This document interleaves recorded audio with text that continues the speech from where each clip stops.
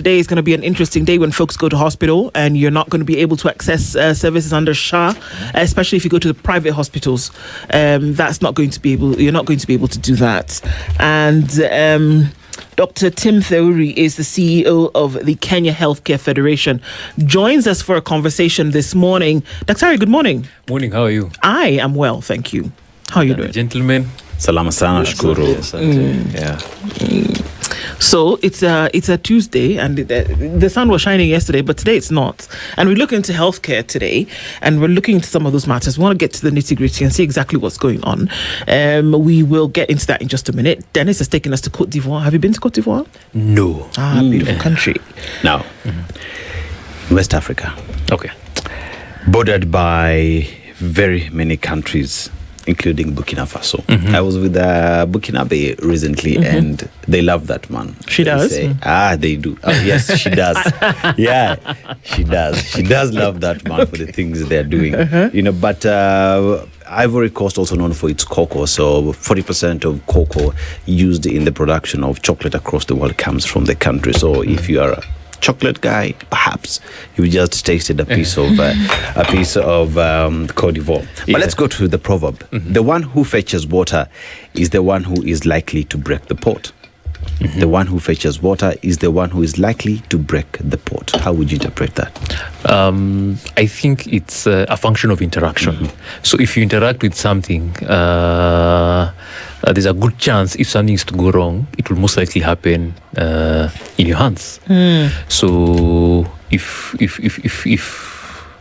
you're the one who's going to fetch water, if you're the one who's let me say leading the country, in charge of a ministry, chances are if something is to go wrong, it will go wrong in your hands. So it's a proverb that tells us, one, do not be afraid to interact with something, but it also reminds us of the delicateness of the pot. So if you've been given a duty, do it well and do it properly, because once the pot breaks, you don't have water.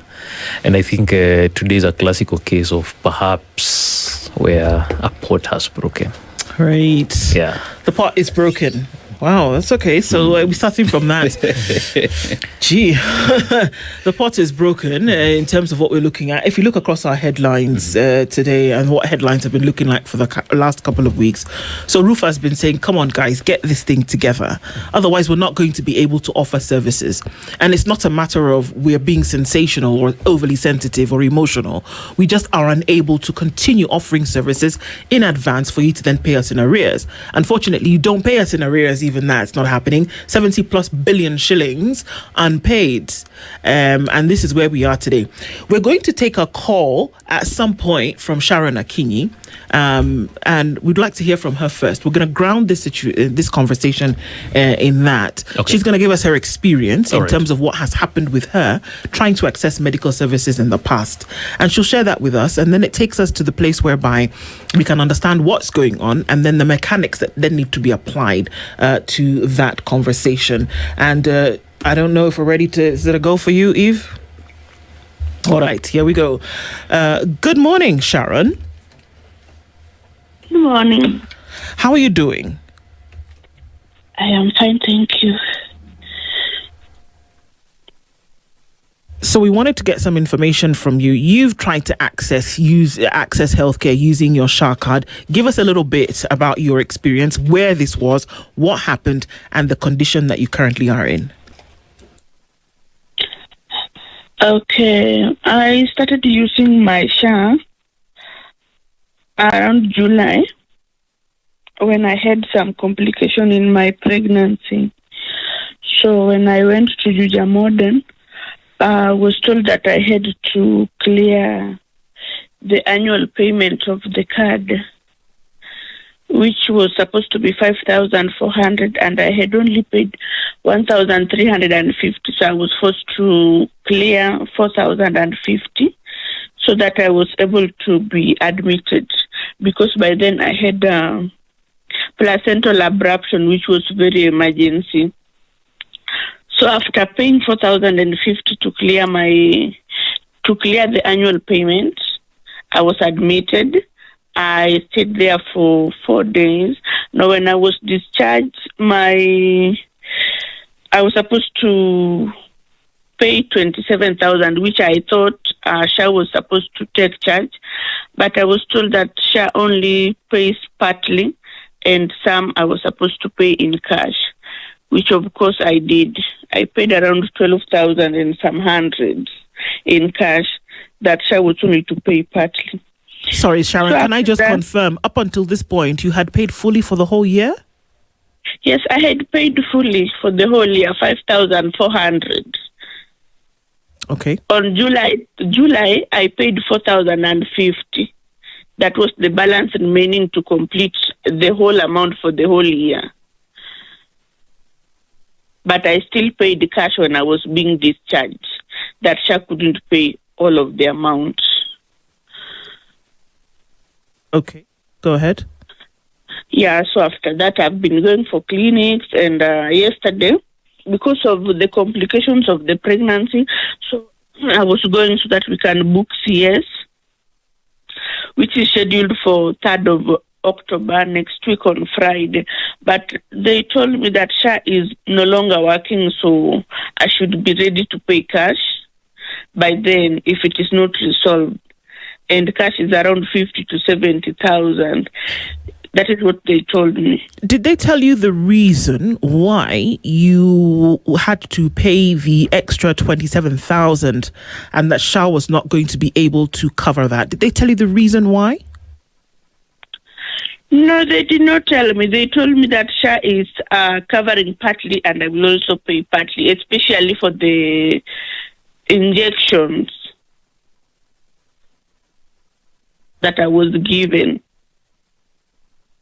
Okay, so you go back to hospital in October, essentially for delivery? Yeah, I went yesterday to book for delivery and for some checkups. But now after booking, they told me that SHA is not working, unfortunately, as from yesterday. So they are not sure if by Friday, which is next week, it will be resolved. Now I asked them, if it is not working, what will I do? You will have to pay cash, which is ranging between 50 and 70,000, depending on how the CS will undergo. All right. Now, so you're not quite sure what's going to happen, but what you do know is that you need to be prepared with cash come this October date when you will then present yourself to hospital to be delivered of your baby. Yeah, which is already traumatizing me because this pregnancy has been with so much complications. Because when I started my clinics, I was not in Kiambu County. I was in Migori County. Now, when I came here, the complications came and I was told not to travel back home. So I can't travel. I can't go to a distance hospital. I have to go to the nearest hospital, which they already know my condition. We have worked through with them. So I'm just worried if I have maybe to go to a public hospital, which I do not even know which one is better, and going and starting to explain myself. It's traumatizing me, and days are numbered. Okay, let's go to the last question. Last question for you, Sharon, before we let you go, because I would like you to keep listening in because Dr. Theuri is here. But just to confirm and clarify, you are paid up until December 2025? It should go up to, I think, April or February next year, because I started paying in February. And you've paid for a year? I registered SHA from February, so it should go up to next year. All right, Sharon, we're having this conversation. Yeah. Thank you for sharing this information with us. And I would encourage you to keep checking and see what happens as the days go by and see then what is possible. But try and listen into this conversation and let's see what we can do in terms of sharing the right information. All right? Okay. Thank you so much for patching into this morning. And let's continue with this now. Okay. All right, Dr. You've heard what she said. This is Kenyan. This is a yesterday situation for an October birth. This is what she's been told. What's going on? I think it's unfortunate, and my heart goes out to her on what she's facing. And I'd like us to look at it in a different way. The first being that I'll take us back to the Constitution. in its preamble, it says we, the people of Kenya, isn't it? And there are a couple of things that it says, and one of them is that we do commit to nurturing and protecting the well-being of the individual, the family, and the community, and of course the nation. I think that's the first place we interact with health in the Constitution, in its preamble. And the people of Kenya have envisioned this for themselves. And through its agents who is the government, have said, go and deliver this for us. And I go to the second question, who is the government? And we have what the Constitution says, or who the Constitution says is the government, and who actually is the government. The government is the president and the people he listens to. Right. That's the government. And he listens to people by design and at times by force. For example, when a court of law speaks, you have to listen. When Parliament speaks, when it enacts a law, we have to listen. And that comes now to the rules that govern a republic, the rule of law. And therein, in our Bill of Rights, and it's actually under an economic, it's under the economic part that says we must have access to the highest attainable standard of care or health.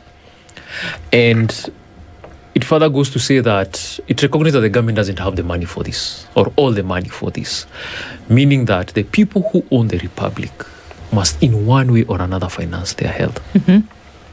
And how do we finance our health? There are a couple of ways. One, through our taxes. We could do an out-of-pocket expenditure, or we could outsource this risk to someone else. Those are the ways we pay for our health. So healthcare is not free. All right. Now, the government has said, we know our Kenyans, we know our people, we know the diseases that they are most likely to suffer from, and we are undertaking to provide healthcare under this scheme, that is the Social Health Authority. So the Social Health Authority is essentially a trust, a social contract between the government and its people. Providers are just the underwriters of this social contract. And when it comes to healthcare financing, we have three people. We have the person who's seeking care, we have the person who's providing it, and the person who's paying for it. And it's often said this is a very unhappy triad because when one of them is happy, there's someone else who's not happy. But we can find a balance. And this is what we are asking the government to do. This particular case for Sharon, one, the Act says that you must pay for your premiums annually. It's not exactly cheap for most Kenyans. It is not. The second thing is there is a Lipa Pole Pole that has been brought as a consequence of that law. However, you must do 4 months upfront, and then the government, or rather that credit facility now kicks in. How many of our people can afford that? So I think it's now time we revisit the things that are working about SHA and the ones that are not working about SHA. And this is one of them. The second thing is there hasn't been the best of civic education or education around the benefits package and the tariffs that are attendant to it. And therein we have access rules. So could this be a case of where the access rules were not clear for Sharon? All right. So she made it clear though, Doc. Yeah. What are we talking about? Yeah. What did she say? She's paid her premiums up until February next year. She was told very clearly that when she went and presented herself to hospital, she was told very clearly, we'll pay for some, you pay for the rest. But, and this is perhaps where communication is Exactly, not clear, coming from the governing authority of this of health. When will you pay a little bit and when will I pay a little bit? From what we understand, what has been public proclamation, I should be able to walk into hospital having paid my premiums and not have to pay a cent to be treated at whatever level. Okay. Whether I'm going in for outpatient care, whether I'm going in for inpatient care, and whether it's a hospital, an admission, or whether I'm going into critical care. It's been made clear that you don't have to pay an extra cent. But we have way too many stories of individuals who've been told, well, okay, that's great. You've been admitted for 14 days for renal failure and you had to be in ICU. Well, out of 400,000 shillings, we're going to pay 86. So why should it differ across so many lines all of the time? It is not clear to people when SHA will pay or when it will not, or when it will be split. It's not clear. And for me, it just, not just for me, but for everybody. It's for many Kenyans, yeah. For everybody, Yeah, for many you need Kenyans, to know what is going to happen when I present myself to hospital. And in this case, private hospitals, that's out the window for now at least. But in a public hospital, if I present myself under SHA, what is going to be taken care of? It's not clear, and it must be. Now, Right now, it's clear as mud. Yeah. Now, I'll straight off the bat, like I said, yeah, there's been a communication challenge by SHA, and it's something we've observed. Yeah, when you're instituting change and change management, communication is what underwrites that process. So that is something that has been a challenge. All right. The second thing is we haven't leveraged on the partners that we have in the ecosystem. All right, and the biggest partner for SHA are the hospitals. The system that has been bought, the work that they do, the providers or the hospitals, that is their biggest stakeholder, over and above the Kenyan, of course. But operationally, the providers are their biggest stakeholder. And I think it's in the interest of SHA to ensure that the providers are happy. How do you do that? First of all, there's a huge debt distress. I'll want to get that out of the table. There's a huge debt distress, and it's important that payment is made and made on time. SHA as a social insurance is not immune to the physics of the principles of insurance. All right? And the first principle is the one of utmost good faith. So when I tell you I will pay you, I better pay you, and I pay you on time and the amount that we had agreed on. Whereas there has been improvements in the process of that in terms of, let me say, visibility, because we often confuse visibility for transparency. Yeah? There's been some visibility on what is being paid. However, we want them to go a step further. We also want them to tell the Kenyans, when you come to hospital, your claim was 2,000 shillings. We have accepted 1,800 for the following reasons. All right? Or we are rejecting for the following reasons. They should tell the Kenyans that, because those are the owners of the republic and they're the ones who are paying for this service. All right? So that we remove this you said, I said. Because as of now, the moment you come to hospital, a pre-authorization has been done. Sure. The provider is the one who's left with the back-end processes of that. And Kenyans at that point will say, SHA is working. And indeed it will for them. It will be for them because the service has been given. They've not been asked for money if it's a service that is fully covered by the benefit and the access rules allow for it. However, on the provider side, I am left with now the processes that are behind that. And at times, these claims are being rejected, even after pre-authorization has happened. So they will. One of the reasons that I have also picked up with the leadership of SHA is a claim that is rejected on the basis that the benefit has been exhausted. So the question I ask, how did it pass the pre-authorization process? Absolutely. Yeah. So there seems to be some things that they need to work on internally so that this process is smooth. So the second thing that I will say is on fraud, wastage and abuse. As the provider network, that is as Kenya Healthcare Federation, we are the umbrella body for the private sector and we take care of the entire value chain. So even RUFA are our members, the Christian Health Association, KCCB, all those people are our members. And the one thing that we are very clear on is fraud is a no-no. For two reasons. One, it's of course wastage of public resources. But more importantly, if you're fraudulent, it means that there is less in the pot to pay the ones who are doing the right thing. And I'd want to say it's more people who are doing the right thing. Whereas there has been a conversation of fraud. This is being weaponized at the altar of fund solvency. And I'm coming to fund solvency. Aden Duale has been very clear on this because he's been the most vocal person on fraud, wastage and abuse. And I support the conversation of fraud, wastage, and abuse. It's something that we must kick out.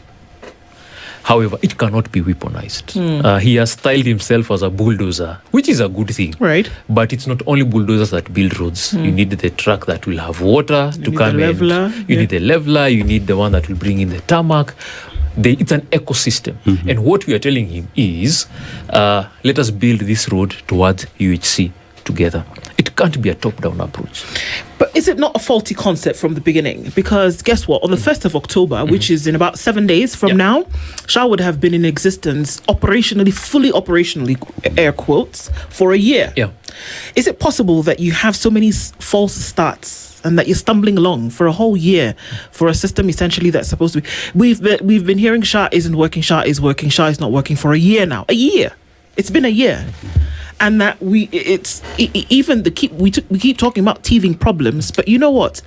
The teething problems end. I keep saying that a child who's growing teeth, right? When it breaks the jaw, when it breaks the what is that thing called? You're a dentist. Gum. When it breaks the gum, It erupts. Thanks. The teething problems come to an end, and we move. The teeth start to grow, but we seem to be in teething problems for this thing for the longest time. So is it really just a communication issue, or are we looking at a fundamental flaw with the system whereby we know that money is not flowing the way in which it ought to? Because if people are paying their premiums, the residual effect is that we will get healthcare. Yeah. But that is not happening. And I keep saying, when we look at rejects in a clothing line, for example, if a button is off, it's thrown out. The thing is not, the full thing is dysfunctional. So it's removed. So can we say that if it works in part, then it's working? But if it doesn't, it's just that part that's not working. The whole system is dysfunctional. I think,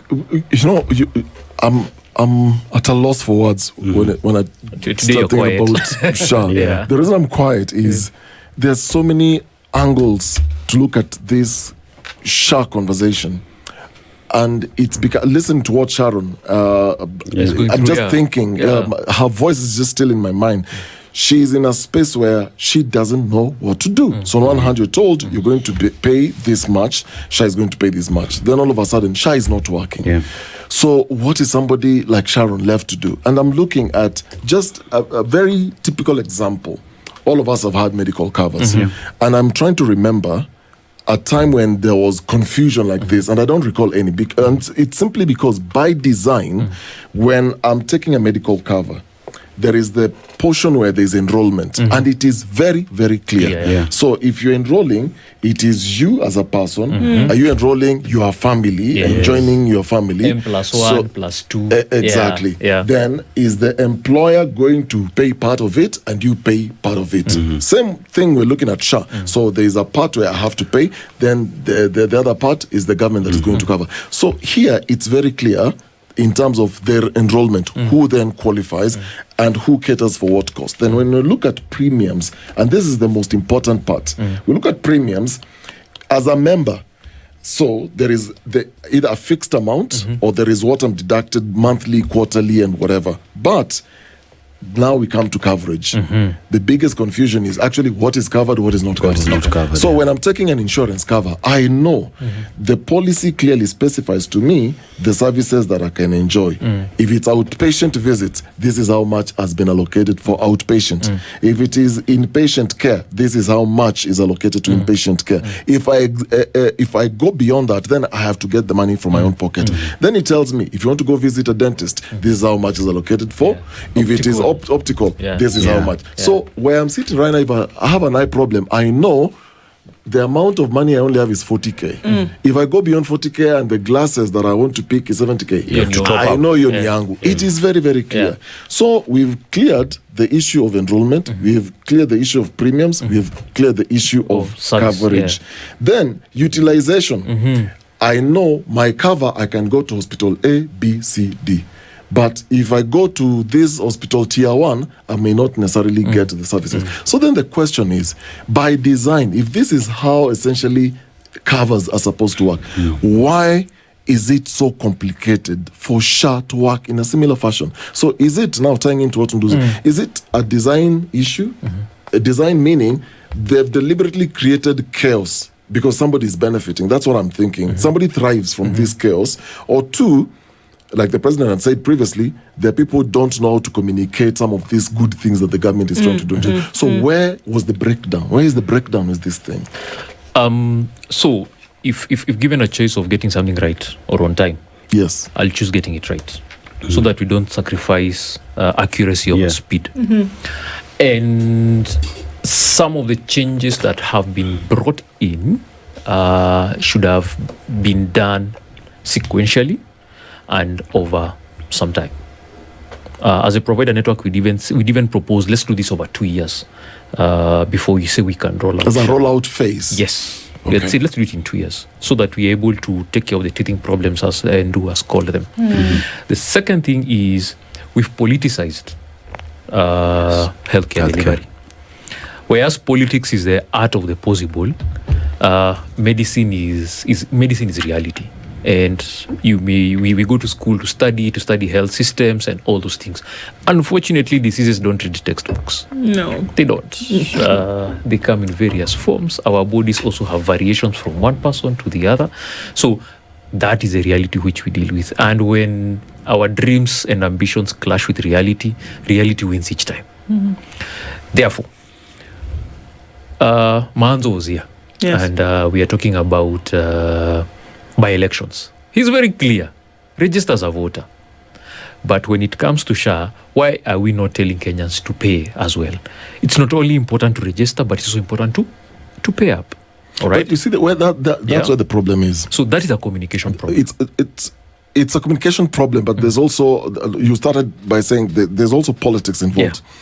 When the president says, I mean, there's an authority. And the president says, the minimum you people will pay is 300. The rest you guys will be sorted. So what you're telling somebody in the village, and what you're telling Sharon, for example, is with the complications you're going through in your pregnancy, you don't worry. You go to hospital. If you have paid, these are the minimum that you're going to pay. The government is going to pay the rest. Then she's told, oh, by the way, you will need to pay for a full year.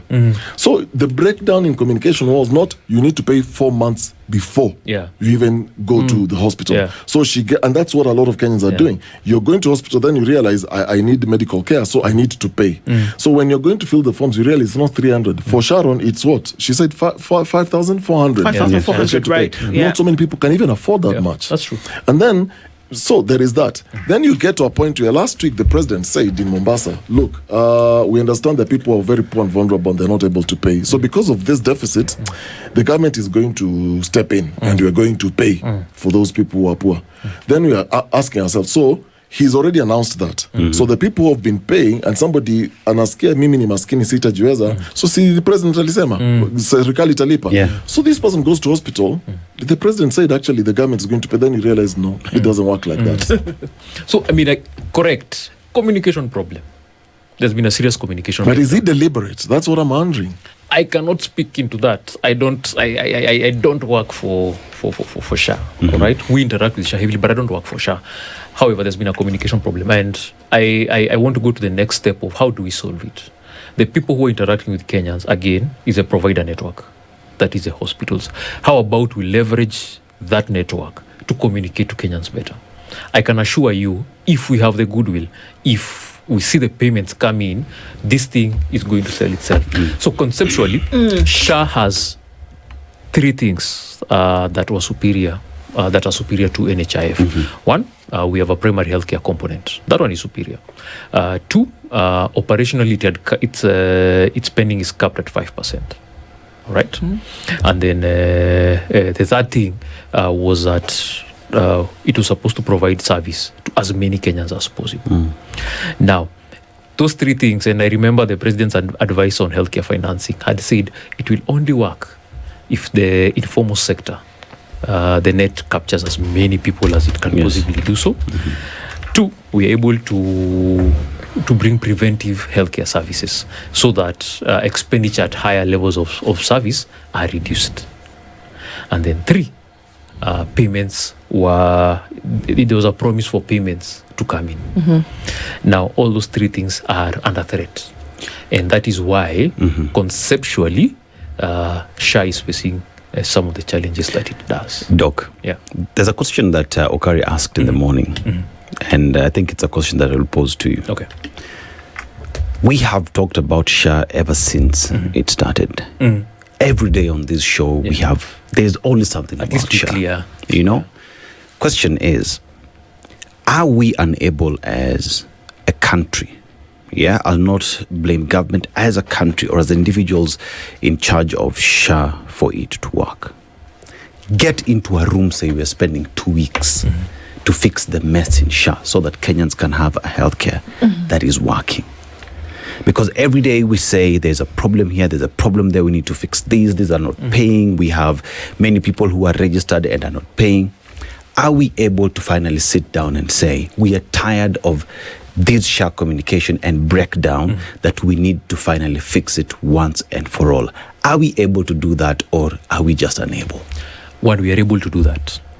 However, there has to be a cessation of hostilities. I have to be very clear on that. There has to be a cessation of hostilities. We can't be speaking at each other, yet it's the healthcare of Kenyans that is at the table. It saddens me that press conference after press conference, government is saying this, saying that, but we are not calling each other to the table. It is possible, and I really hope it's one of the things that we're able to do once the minister is back from New York, together with his permanent secretary. And one of the things that we've been very clear on is the debt. All right, if we are able to sort that out, because healthcare is a cash flow business, even for counties. And it surprises me that they are not as vocal as they should be, but perhaps it's because some of their operational functions are already underwritten by Kenyans through our taxes. But if they were to look at it strictly from a business point of view, it is not that providers are refusing, it is just because they can't. It is no longer tenable to do so. Remember, SHA is a first payer.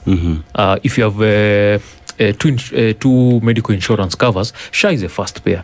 So from a business perspective, if SHA is a first payer and there are hitches in payment, that business is suddenly exposed anywhere between 10 to 20% of their book value to this super payer.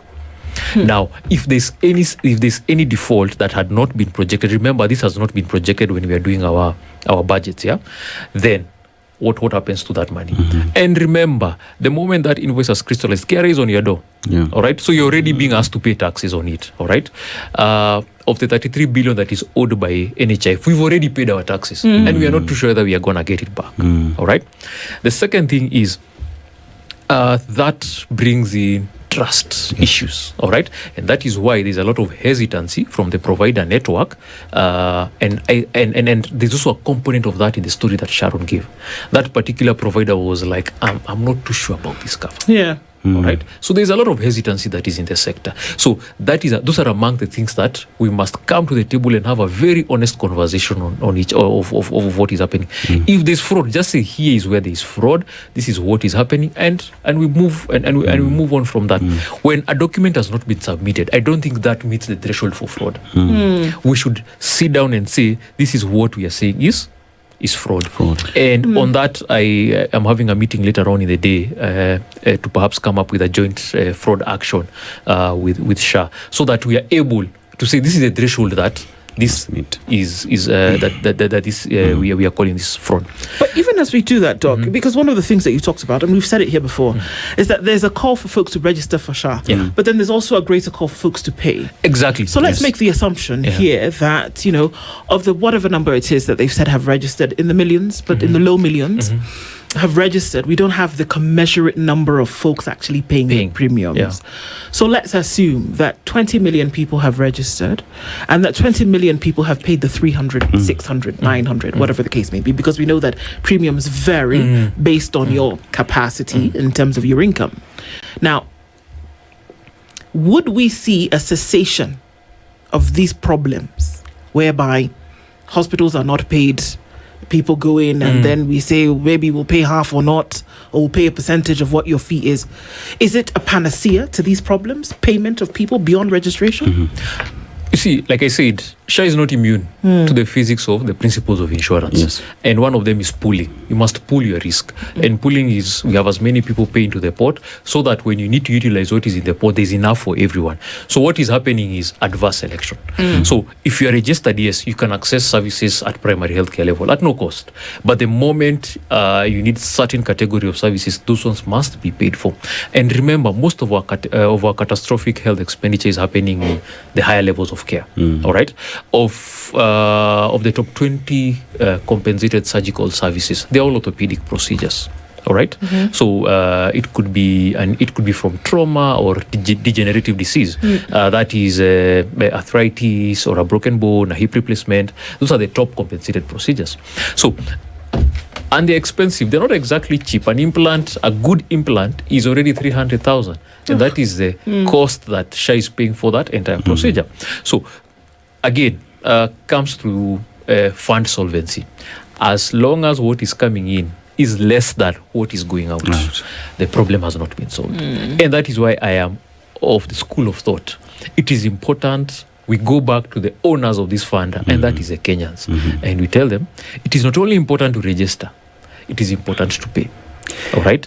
And that is a message, I think, as a provider network, we are willing to carry as long as the promises down the road are kept. And you see, Doc, their reign also calls upon, one would say, the political class, because you find every other time, especially at the registration of SHA, the political class went back to their people and told the people, you register. After registering, you will get services.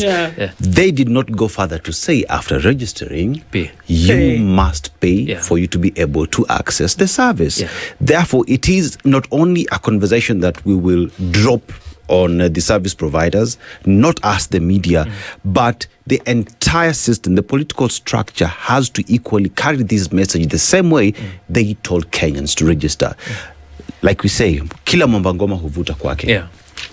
Oh, that means it is. I got it. Yes, it is a drum. We are making a drum, right? And while making this drum, we must pull these hide so that the drum is made. But remember, the center is healthcare. If we keep on pulling, the center will crack. We need to go back and see how we add more hide on top so that even when you're pulling, we are able to offer these services to everybody else. It is not just about the healthcare provision, but us as Kenyans must jump on this ship. And you've captured it very aptly, and that is what is going to ensure that there's fund solvency, so that SHA is able to administer this fund the way it had envisioned in the law. As long as that is not happening, then we're in trouble. The second thing is the payments and the payment cycles. The costings that had been done had very razor-thin margins, all right? So the moment you don't pay them on time, the time value of money is lost, all right? And suddenly you have debt distress, all right? The second thing is, if you look at our non-performing loan portfolio, I do want to say that the healthcare sector has gone up. Some of these hospitals are owed north of 1 billion shillings, all right? I mean, they have a bigger book value out in debt than even some of the microcredit and microfinances companies.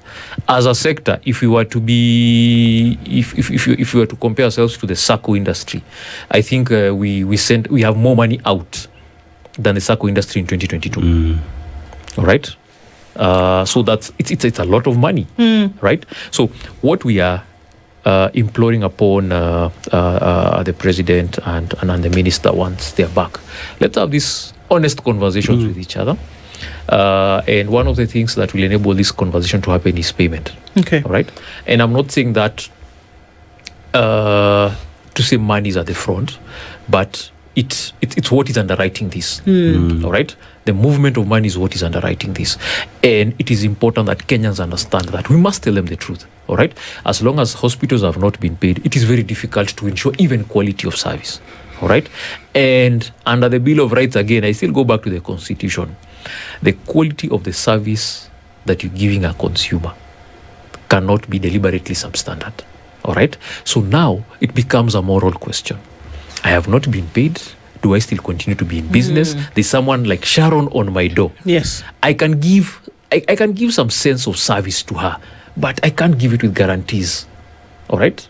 Because the quality is not assured.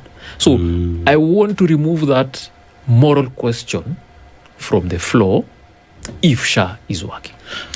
So with all the trappings, I mean, it might be putting you in a bit of a fox's den, but with all the trappings, would you say that the NHIF system, which, by the way, interestingly enough, some of these hospitals who are shutting down services today are old from as far back as the NHIF period.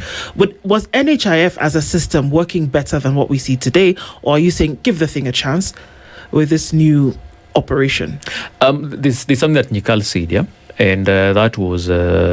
you see, if when I left at home and I had a conversation and said, I'll come with guests for dinner, I must ensure that there is food for the guests, isn't it? Yes. However, in the course of my day, I can't meet Dennis and tell him to come for breakfast the following day if I hadn't ensured that there is enough breakfast. All right? So that it boils down to that. All right? If I leave the house and say I'm going to shop for a car, nothing prevents me from looking at a Range Rover or a Mercedes if my pocket can afford a premium. But I can't promise people at home I'm coming with a Range Rover yet I have premium money in my pocket. All right? So you're saying you'd rather just stay with the vehicle that you have? No, I'm saying it is important that we keep our word and keep the promise. All right? Yeah. The promise that we were given when SHA was being rolled out, it was going to be better than NHIF. Kenyans were going to get better category of services, and for me the preventive aspect of it was the winner, and that is at primary healthcare level, because it begins and ends at the community for most diseases. So that is a promise that we were given, and right now where I sit, I am questioning that promise. All right, I am questioning the promise for payments on time. I am questioning the messaging to some extent now. And is it better than NHIF? NHIF had been here for more than 5 decades. We'd understood how it works. We had contributed as well to its workings. And even as of now, we are asking that we also be involved in the workings of SHA. Yes, there's been tremendous work that has gone into involving us in its workings. However, there are certain cautions that we've given that we are seeing now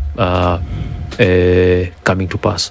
But the bottom line is, for a social healthcare scheme to work, as many people as can be in the net need to be in the net, and as many of them that can pay need to pay. You see, the proxy means testing tool, if I'm to do it a little different, should be a tool that we agree on. This is the average fund premium.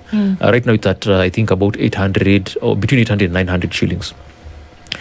We can agree that everyone pays that first, and then if you think you're poorer than that, then undergo the proxy means testing tool. All right. If as government thinks you are richer than that, then they put you through that proxy means testing tool. And the other thing that we can also use is a hybrid mechanism. Do we bring down the 2.75? And maybe, I suspect we are getting into a political season. We're already there, Doc. I suspect something may happen around this. But I would bring it down, but also go to the consumption taxes so that everyone is paying as per their consumption as well. That way, we will be able to bring in more money. And this is what Dennis has said. Let's also communicate very clearly to Kenyans. The truth is, SHA cannot cover all the diseases. That is just the truth. All right? And even where it covers the certain disease lines, it may not cover to the full extent. So Kenyans need to have this information very clear for them, because they have a good sense of understanding. They do have a deep and a good sense of understanding. So we should trust them on their understanding. And then thereafter, once I've said I'm going to pay 40,000 shillings for your teeth, I better have that money, because I am the one who has said I understand the disease patterns of the country. And this is the disease profile of the country. These are the epidemiological patterns that we are seeing. And up to, if I get 10 shillings, I'm able to cover up to here. So that is a message that today I'd want to bring out.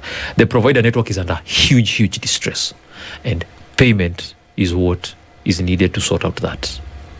I have a question. When before SHA was rolled out, were you what the provider networks and all the other stakeholders engaged and involved before this thing was rolled out to begin with? The answer is yes. We did give our input. Part of it was taken up, part of it was rejected. Unfortunately, the consequential bits are what we are seeing, some of them now. And one of the things that I really liked was the dispute resolution tribunal. That has not been set up. So it's important that is set up so that we are not having a she said, he said conversation. If you think I'm not a good guy, take me to the tribunal so that we can have conversation. So you see, for example, what has been rejected by SHA, the 10 billion that the Honorable Cabinet Secretary mentioned, that should have been the subject of a DRT, the Dispute Resolution Tribunal conversation, so that we can say this has been a fair process. As of now, we don't understand, all right? And the contract says that SHA is supposed to do so in writing within 14 days. And remember, SHA is not operating on a credit basis with Kenyans. Unfortunately, if you don't pay for SHA, you don't access the service. There's no credit for you. Yeah, but when it comes to the provider side, we have given it a credit line of 90 days. But even those 90 days, there's a spillover. So we will have also, as the provider network, we'll have to go to the owners of the of this trust, and that is the Kenyans. And the conversation we are having with them, and I think that is what Rufa is alluding to, is the people who have been entrusted to pay for your healthcare, we are having issues with them. In seconds, Doc, because our time is running to an end, and I know that you also have to go. Are we looking at a crisis? Because today means that you go to a private hospital and you will not get services under SHA. Definitely, that's a crisis because Kenyans are not planned for out of pocket expenditure. Much as it's towards the end of the month, we have other obligations as Kenyans, and that is why we have insurance to hedge against these risks. Indeed. Yeah.